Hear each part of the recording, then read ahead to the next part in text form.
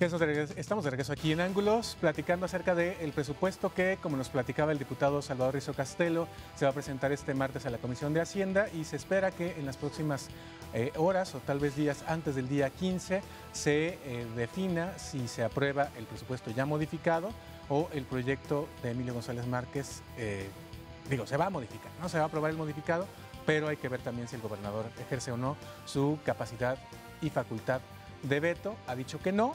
Y ha dicho que en todo caso, si lo veta va a ser porque Jorge Aristóteles Sandoval, se lo pida, el gobernador electo. Se ve difícil que no lo pidan. No, seguro mañana se va a aprobar en comisiones, porque mañana presenta la comisión su proyecto alternativo y seguramente, como en todas las comisiones, tiene mayoría, entonces lo va a pasar.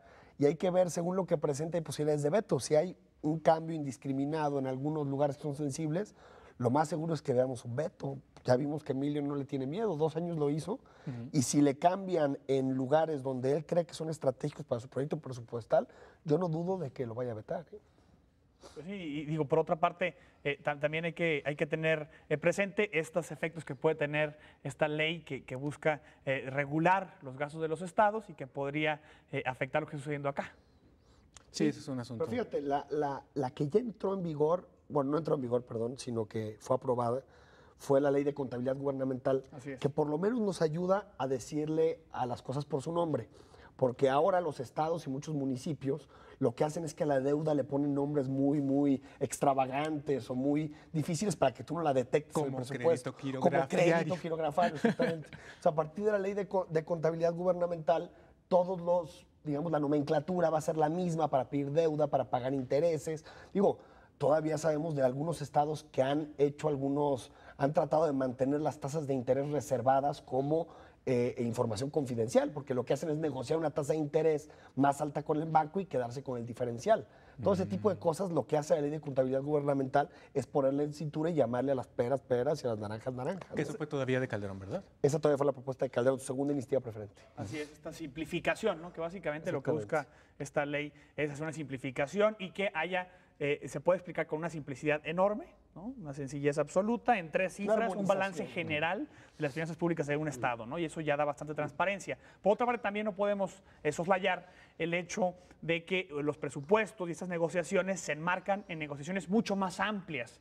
Es decir, un cambio de administración pasa por tejer acuerdos en muchos ámbitos, por supuesto que un ámbito presupuestario, pero también incluso que tiene que ver con las consecuencias jurídicas de ciertos actos de la administración saliente, que tiene que ver con la gestión de la información, es decir, qué información sí te paso y qué no, a cambio de qué, que tiene que ver con negociaciones en el legislativo, es decir, es muy complejo toda esa telaraña y a veces incluso para los ojos que estamos desde fuera observando este escenario, pues no siempre visible, no siempre claro cuáles son las relaciones de unas cosas con otras. Entonces tenemos que estar al pendiente de esta negociación del presupuesto, con qué se vincula y además qué costos y qué beneficios está implicando en otras áreas para que suceda eso en la parte del presupuesto. Claro, porque fíjate, desde prácticamente la elección, unas semanas después, hubo una reunión entre el gobernador electo y el gobernador actual en Casa Jalisco, en donde se supone que se nombró a algunos representantes de transición, de parte del gobierno en funciones y de parte del gobierno entrante y tal,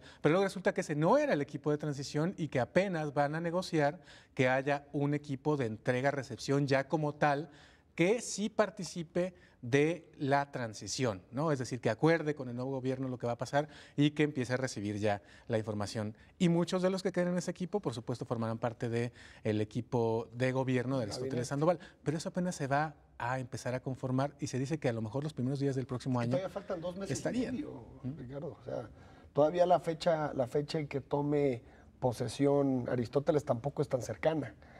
Por eso en aquel momento se generó nada más un entendimiento para trabajar juntos y empezar a pasar información.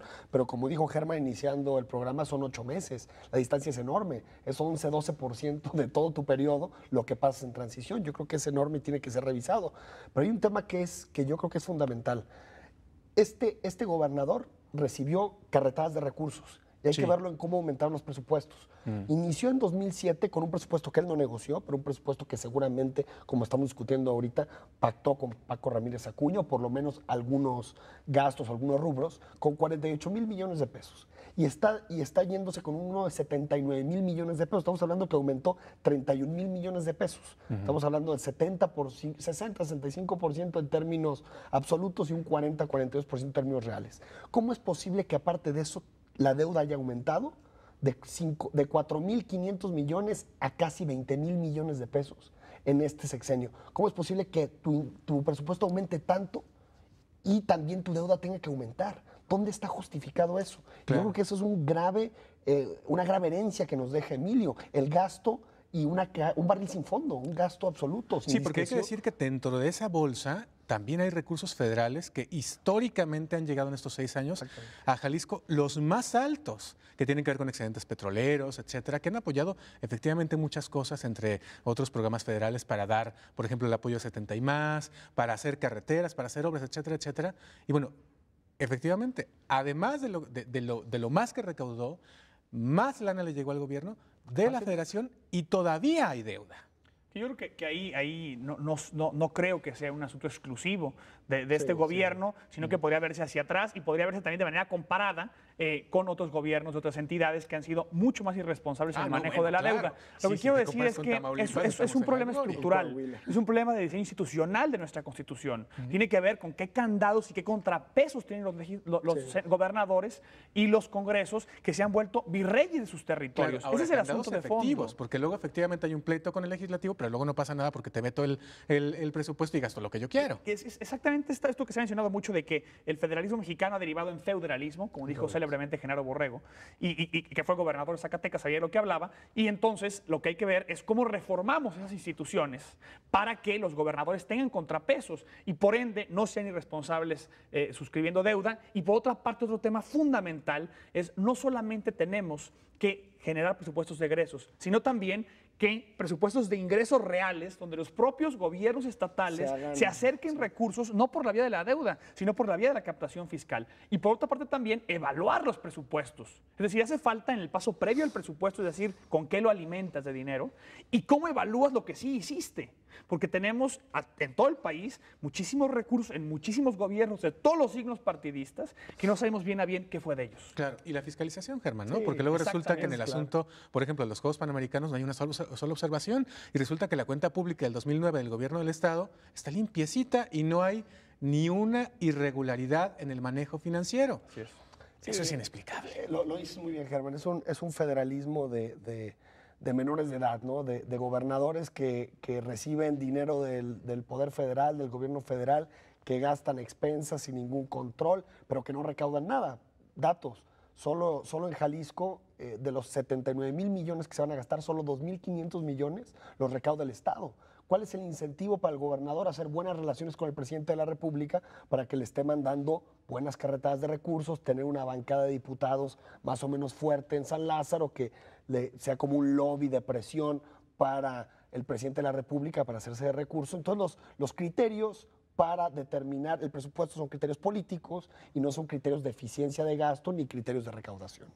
Claro, que hay que decir también que a últimas fechas se ha mencionado que en ese sentido uno de los factores importantes serán sin duda Arturo Zamora Jiménez, que tiene una cercanía muy notable con Enrique Peña Nieto y eso favorecerá al Estado porque va a ser gobernado por el PRI. Habrá que ver si es cierto. Pero el problema de Jalisco, perdón, diciendo lo que está diciendo Germán, es grave. Si lo comparamos también con los otros estados, no con Coahuila, con Michoacán o con Chiapas, que son los casos, Nuevo León, pues lo comparamos con el DF, con el Estado de México, el aumento de la deuda en Jalisco es de 400%. O sea, Paco en realidad no endeudó tanto al Estado, Alberto Cárdenas no endeudó tanto al Estado, Emilio se encargó de endeudarlo. Y yo creo que ahí también, por más que haya unos que son peores, en el caso de Jalisco, nuestro gobernador se comportó también con arcas abiertas. Sí, claro. En el DF también. En el DF también tiene unos pasivos enormes. ¿No? Sí, de incremento, pero es que las administraciones anteriores habían sido muy dispendiosas, por llamarlo de alguna manera. Sí, bueno, pues todo un asunto del presupuesto, los dineros. Gracias por lo pronto, Enrique. Gracias por lo pronto, Germán. Gracias. Estaremos, por supuesto, al pendiente de lo que se presente mañana en la Comisión de Hacienda y también de lo que se pueda aprobar eventualmente en el Pleno del Congreso del Estado. Por lo pronto, aquí dejamos este asunto. Ya ni hablamos de la reforma educativa de Peña Nieto y que no fue el tema, hay que estarlo siguiendo, ¿no? También lo seguiremos. Bueno, por lo pronto y luego la elección en el Poder Judicial, que también está poniendo una nervilla. Y bueno, en fin, lo platicaremos en las próximas ediciones de Ángulos. Por lo pronto, gracias. Quédense en Canal 44, aquí en Guadalajara y el 31.2 en Los Ángeles.